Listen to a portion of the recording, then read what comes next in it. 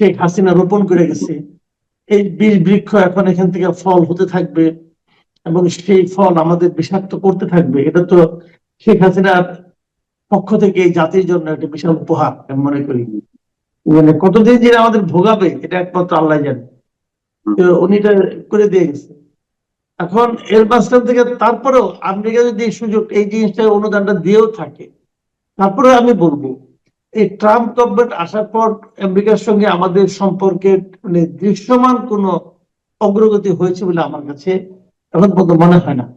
বরঞ্চ আমেরিকার সঙ্গে ইন্ডিয়ার সম্পর্ক যে খুব ভালো তাও আমি মনে করি, ওটা ভালো মন্দ মিলাই আছে আর কি। কিন্তু পাশাপাশি এটাও ঠিক, কিন্তু মানতেই হবে যে চীন এবং পাকিস্তান এরা কি ইন্ডিয়ার মানে ইউএস এর সঙ্গে খুব ঘনিষ্ঠ অবস্থায় আছে তা তো নেই। আমি যদি ওভাবে ধরি যে বিশ্ব রাজনীতিতে চীন বরং পাকিস্তানের সঙ্গে একভাবে আছে, আবার ভারত যুক্তরাষ্ট্রে একভাবে আছে, ভারতের সঙ্গে পাকিস্তানেরও বিরোধ, চীনেরও বিরোধ, এবং যুক্তরাষ্ট্রের সঙ্গেও পাকিস্তানের বিরোধ না হলেও অতটা বন্ধুত্ব নাই, কিন্তু চীনের সঙ্গে তার বিরোধ আছে। এই অবস্থায় আমরা শুনলাম যে ভারতের সঙ্গে নাকি আমরা শুনতে পেলাম যে আমাদের প্রেস সেক্রেটারি নাকি বলেছিল আমরা নাকি প্রথমে ভারতে যেতে চেয়েছিলাম ইউএসএ, ভারত সেই আমন্ত্রণটা দেয়নি, এবং সামনে যে বিমস্টেকের যে সম্মেলনটা হতে যাচ্ছে সেখানেও নাকি সাইড লাইনে নরেন্দ্র মোদীর সঙ্গে দেখা করার কোনো সুযোগ আমাদের ডক্টর ইউনূসকে দেওয়া হয়নি। তো এইগুলি মিলে ভারতের সঙ্গে আমাদের সম্পর্ক তো খুবই নাজুক আমি মনে করি।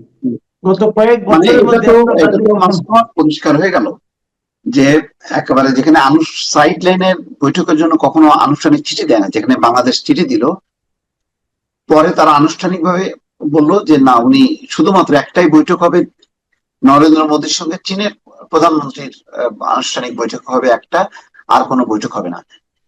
একটা নতুন সরকার, তার সাথে একটা সুযোগ হচ্ছে, আগে জাতিসংঘ সেটাও অ্যাভয়েড করলেন নরেন্দ্র মোদী, তো ওটা ভাবলাম যে ঠিক আছে, এটা একটু বড় আয়োজন, এটা তো ছোট আয়োজন বিমস্টেকে, এখানে তো একটু ইচ্ছা করলেই নরেন্দ্র মোদী আধা ঘন্টা 20 মিনিট 10 মিনিট বসতে পারতেন, কিন্তু যখন বসলেন না এবং আনুষ্ঠানিক চিঠি দেওয়ার পরেও এটাকে যখন ইগনোর করা হইলো, তখন কিন্তু একটা জিনিস আসে, ওই যে সেনাপ্রধান বলছে যে বাংলাদেশের নির্বাচিত সরকার আসলে সম্পর্ক স্বাভাবিক হবে।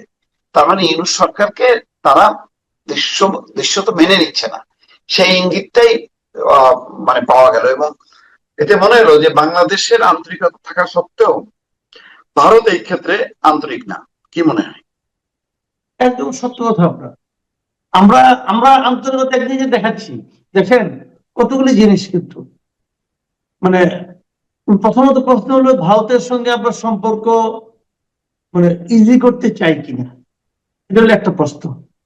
যদি ইজি করতে না চাই তাহলে তারা সম্পর্ক ইজি করবে না।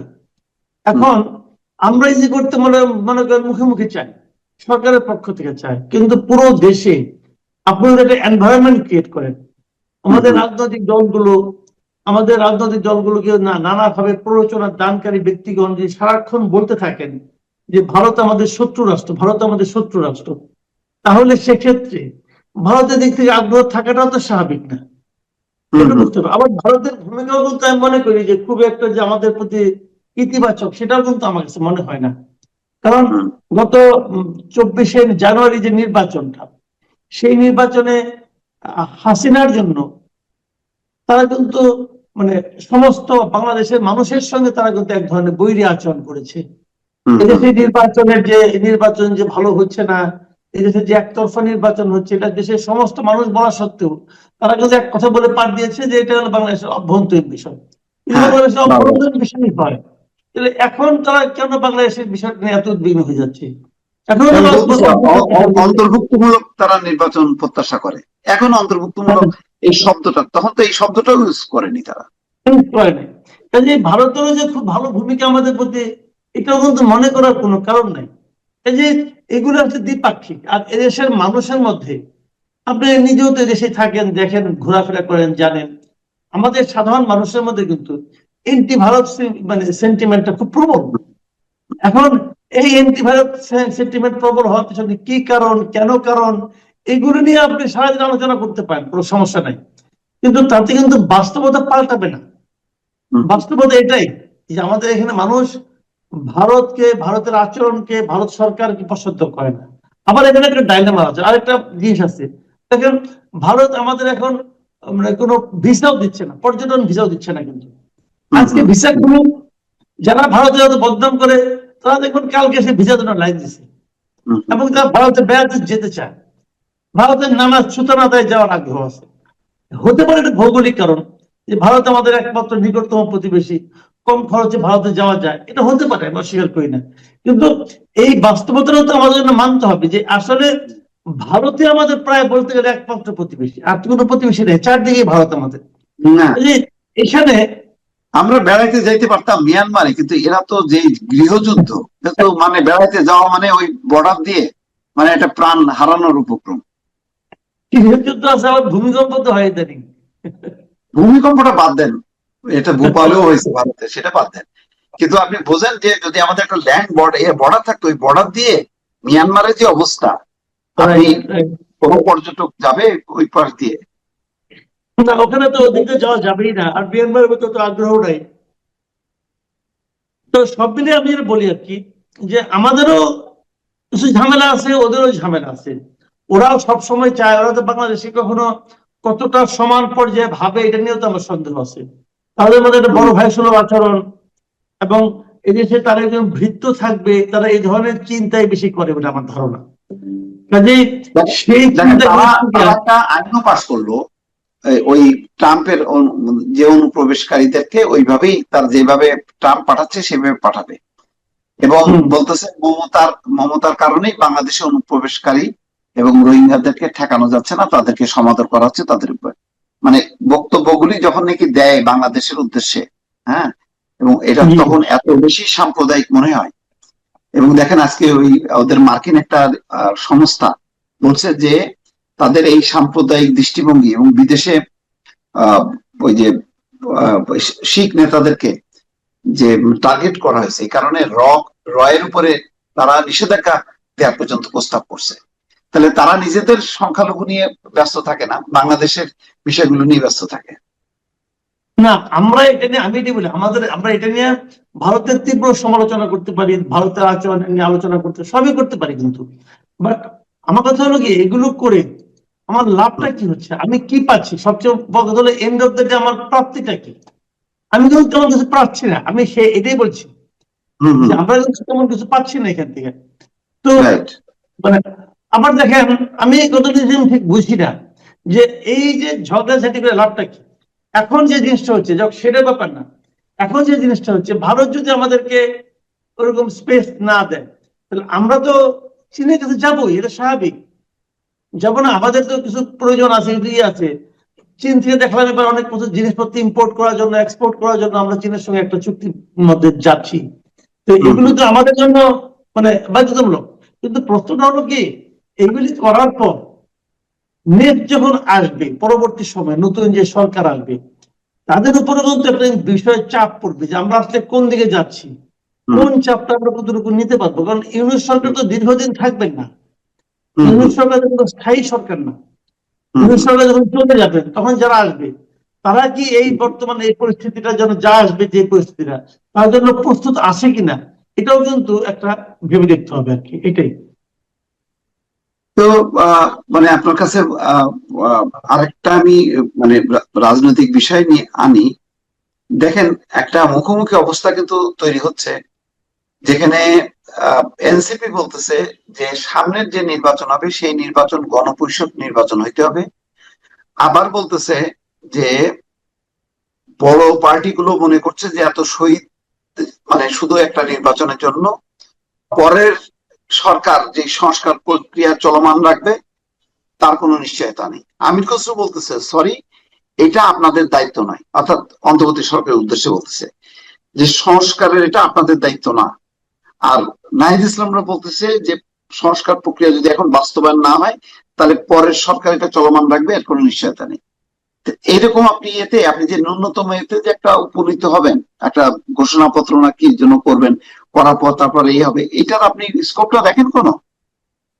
শুনেন, আমি একটা কথা আপনাকে বলি, সংস্কার নামে যে জিনিসটা হচ্ছে, এটা আসলে আদৌ কোনো সংস্কার কিনা, এটা নিয়েই তো আমার সন্দেহ আছে। হুম হুম এটা সংস্কার কে বলবে? হুম কতগুলি এনজিও এবং কতগুলি বিদেশ থেকে আসা তাত্ত্বিক, এরা কিছু সমাধান দিচ্ছে, কিছু বিশ্লেষণ দিচ্ছে। এটা কি এই দেশের জন্য উপযোগী কিনা, এটা আপনাকে কি বলবো?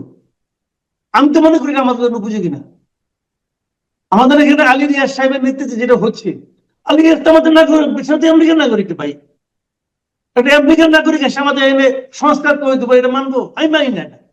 না, আমি পুরোপুরি আমেরিকান বিএনপি দ্বৈত নাগরিক এবং গত 15 বছর কিন্তু বাংলাদেশ নিয়ে তার গবেষণা, তার লেখালেখি বা করা যায়, বিদেশে বসে বসে গবেষণা করা যায়। হুম হুম গবেষণা আমি সম্পূর্ণ দিই না। ওরা যদি দেশপ্রেম থাকতো, উনি তো দেশ ছেড়ে যাইতো না। উনি এই দেশের কষ্টটা সহ্য করতে পারে না, এই দেশের জলবায়ু ওনার ভালো লাগে না, ওনার আমেরিকায় যে থাকতে হয়, আমেরিকার নাগরিকত্ব নিতে হয়, নিয়ে তারপরে এই দেশে আমাদের ওখান থেকে বসে বসে আমাদের জ্ঞান দিতেছে, না তোমার এটা ভালো না, তোমার ওইটা ভালো না, তোমার বাবা তুমি আসো না কেন এখানে, আসো এখানে থাকো, থাকো এখানে। আমি এগুলো মানি না। আমি এই সমস্ত বিদেশি প্রেসক্রিপশন ভাই আমার কাছে গ্রহণযোগ্য না।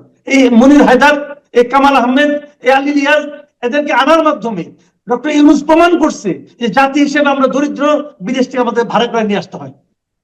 আমি এর পক্ষে আমি না, কথা পরিষ্কার আমার কাছে। আমার দেশে কেউ বিশেষজ্ঞ ছিল না, আমার এখানে সংবিধান বিশেষজ্ঞ নাই, হুম হুম। আমাদের এখানে গণমাধ্যম বিশেষজ্ঞ নাই, না, আমাদের স্বাধীন এখানে মালিক তো থাকলেন না। পার্টির সঙ্গে লিয়াজ করার জন্য আর কেউ নাই। এদেরকে স্বাধীন মালিক তো এবং থাকলেন না। না, কে থাকলো না? স্বাধীন মানে নিতে হচ্ছে, সে বলছে না, তাকে দিয়ে প্রথমে দেখলাম তো। ফেরত দিছে। আচ্ছা। আপনি কোথাও পান নাই দুই ভাই, আমি এটা অনেক খুঁজছি, স্বাধীন মানে কোথাও বলেন নাই যে আমি এটা দায়িত্ব নিতে চাই নাই। ওনাকে দিয়া পরে মনে করছে, আরে এটা তো মূল প্রেসক্রিপশন তো আলী রিয়াজের, তো আলী রিয়াজ আমার ডাকছে দরকার নাই, আপনি আমাকে বলেন জিনিসটা। এই লোকগুলো আসুক, আমার কোনো আপত্তি নাই, তারা ওখানকার নাগরিকত্ব ত্যাগ করে আসুক, তা তো আসবে না। তারা ওখানকার নাগরিকত্ব ত্যাগ করে আসবে? ত্যাগ করে আসবে না।